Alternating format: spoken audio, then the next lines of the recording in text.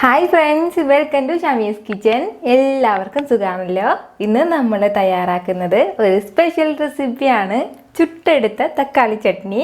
മെയിനായിട്ട് ഇത് ദോശയുടെ കൂടെ നല്ല ബെസ്റ്റ് കോമ്പിനേഷൻ ആയിട്ടുള്ള ഒന്നാണിത്. വളരെ വളരെ ടേസ്റ്റി ആയിട്ടുള്ള ഒന്നാണിത്. എന്നാൽ ശരി, ഇതെങ്ങനെയാണ് തയ്യാറാക്കുന്നതെന്ന് നോക്കാം. അപ്പോൾ നമ്മുടെ ഈ തക്കാളി ചട്നി തയ്യാറാക്കാൻ വേണ്ടിയിട്ട് നമുക്ക് മെയിനായിട്ട് വേണ്ടത് തക്കാളി തന്നെയാണ്. ഞാനിപ്പോൾ ഒരു 4 തക്കാളി എടുത്തിട്ടുണ്ട്. 3 ചെറിയ തക്കാളിയും ഒരു വലിയ തക്കാളിയാണ് എടുത്തിട്ടുള്ളത്. മീഡിയം സൈസ് തക്കാളിയാണെന്നുണ്ടെങ്കിൽ 3 തക്കാളി മതിയാവും. ഇനി നമുക്കിത് ചെറുതായിട്ടൊന്ന് കട്ട് ചെയ്തതിന് ശേഷം ഒരു പാനിലിട്ട് ഒന്ന് ചുട്ടെടുക്കണം. അപ്പോൾ പാൻ ഒന്ന് ചൂടാകുമ്പോഴത്തേക്കും അതിലേക്ക് നമുക്ക് ഒരു 3 ടേബിൾ സ്പൂൺ അളവിൽ ഓയിൽ ഒഴിച്ചു കൊടുക്കാം. ഇനി ഇതിലേക്ക് നമ്മുടെ കട്ട് ചെയ്ത തക്കാളി വെച്ച് കൊടുക്കാം.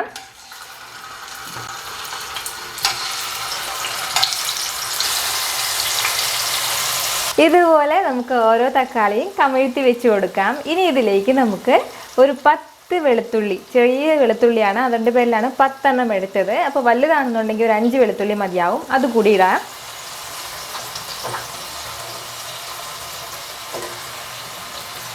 ഇനി ഇതൊരു 2 മിനിറ്റ് ഇങ്ങനെ ഇരിക്കട്ടെ. അടച്ചു വെച്ചിട്ട് വേണം നമ്മളിത് വേവിച്ചെടുക്കാനായിട്ട്.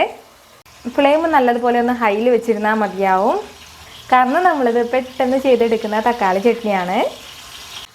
ഇതിപ്പോൾ ഒരു ഏകദേശം 2 മിനിറ്റ് ആയിട്ടുണ്ട്. ഇനി നമുക്കിത് തുറന്ന് നോക്കാം. നമ്മുടെ തക്കാളിയെല്ലാം ഇപ്പോൾ നല്ലതുപോലെ വെന്തിട്ട് വന്നിട്ടുണ്ട്. പക്ഷെ നമുക്ക് ഇത് ചെറുതായിട്ട് കളറെല്ലാം മാറണം, അതായത് ചെറുതായിട്ട് ചുട്ടതായതിൻ്റെ പേരിൽ ആ ഒരു ചുട്ട രീതിയിൽ തന്നെ ഇരിക്കണം. അങ്ങനെ വേണം നമ്മളിത് എടുക്കാനായിട്ട്. ഇനി നമുക്കിത് മറിച്ചിട്ട് കൊടുക്കാം. ഈ വെളുത്തുള്ളിയും ചെറുതായിട്ടൊന്ന് നമ്മൾ തിരിച്ചിട്ട് കൊടുക്കണം.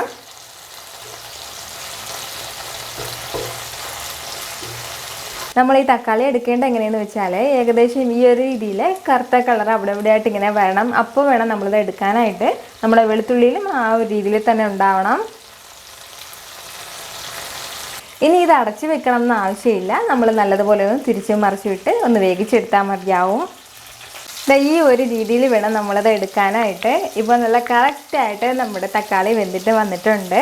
ഇതിനൊരു പ്രത്യേക മണമാണ്. നമ്മൾ ഈ 2 സൈഡും ചെറുതായിട്ട് ഇങ്ങനെ കറുപ്പൊക്കെ അടിച്ചതിന് ശേഷം എടുക്കുമ്പോഴത്തേക്കും അതിനൊരു പ്രത്യേക മണവും ഒരു പ്രത്യേക ടേസ്റ്റൊക്കെയാണ് ഉള്ളത്. അതിൻ്റെ പേരിലാണ് ഇങ്ങനെ ചെയ്യാൻ വേണ്ടിയിട്ട് പറയുന്നത്. ഇനി നമ്മൾ ചെയ്യേണ്ടത് ഇതിൻ്റെ സ്കിന്നൊന്ന് റിമൂവ് ചെയ്തെടുക്കണം. അപ്പോൾ തണുത്തതിന് ശേഷം ഈസി ആയിട്ട് ഇതിൻ്റെ പുറത്തുള്ള സ്കിന്നെല്ലാം റിമൂവ് ചെയ്തെടുക്കാൻ വേണ്ടിയിട്ട് പറ്റും. അപ്പോൾ നമുക്ക് ഈ തക്കാളി ഒന്ന് മാറ്റി വെക്കാം. അപ്പോൾ നമ്മുടെ ഫുൾ തക്കാളി ഞാനിപ്പോൾ മാറ്റിയിട്ടുണ്ട്. ഇനി നമുക്കിത് തണുക്കാൻ വേണ്ടിയിട്ട് മാറ്റി വെക്കാം. ഇനി അതേ സെയിം പാനിലേക്ക് തന്നെ ഒരു പകുതി സവാള നീളത്തിൽ അരിഞ്ഞിട്ട് എടുത്തിട്ടുണ്ട്, അതുകൂടി ചേർക്കാം. ഈ സവാള കൂടി ചേർത്തിട്ട് നമുക്കിത് നല്ലതുപോലെ ഒന്ന് വഴറ്റിയെടുക്കാം. സവാള നന്നായിട്ട് വഴണ്ടിട്ട് വന്നാൽ മാത്രം മതിയാവും. നല്ല ഗോൾഡൻ കളറും അങ്ങനെ ഒന്നും വരേണ്ട ആവശ്യമില്ല. ഇത് നല്ലതുപോലെ ഒന്ന് വെന്തിട്ട് കിട്ടിയാൽ മാത്രം മതിയാവും. ഹൈ ഫ്ലെയിമിൽ വെച്ചിട്ട് തന്നെ നമ്മൾ അതും ഒന്ന് വഴറ്റിയെടുത്താൽ മതി. നമ്മുടെ സവാള ഇപ്പോൾ നല്ലതുപോലെ വെന്തിട്ട് വന്നിട്ടുണ്ട്. ഇത് ഇത്രയും മതിയാവും. ഇനി നമുക്കിതെടുക്കാം.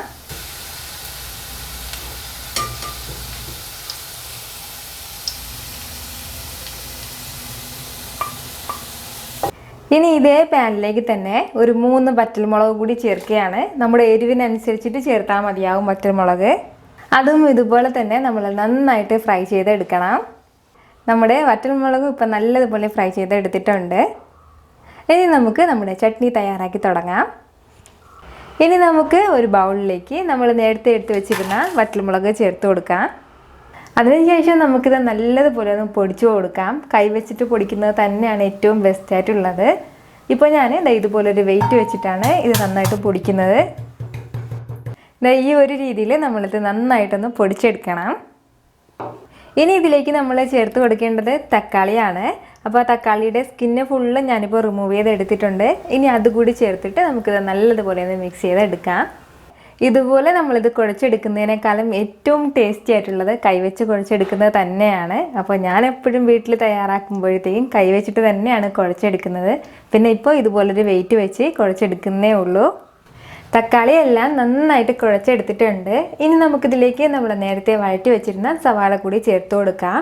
കൂടെ തന്നെ ആവശ്യത്തിന് ഉപ്പ് കൂടി ചേർത്ത് കൊടുക്കുകയാണ്. നമ്മളിതിലേക്ക് ഇനി വേറെ ഒന്നും ചേർക്കുന്നില്ല. ഇത് ഇത്രയും ചേർത്തിട്ട് ഇത് നന്നായിട്ട് വീണ്ടും നമ്മൾ മിക്സ് ചെയ്തെടുക്കണം.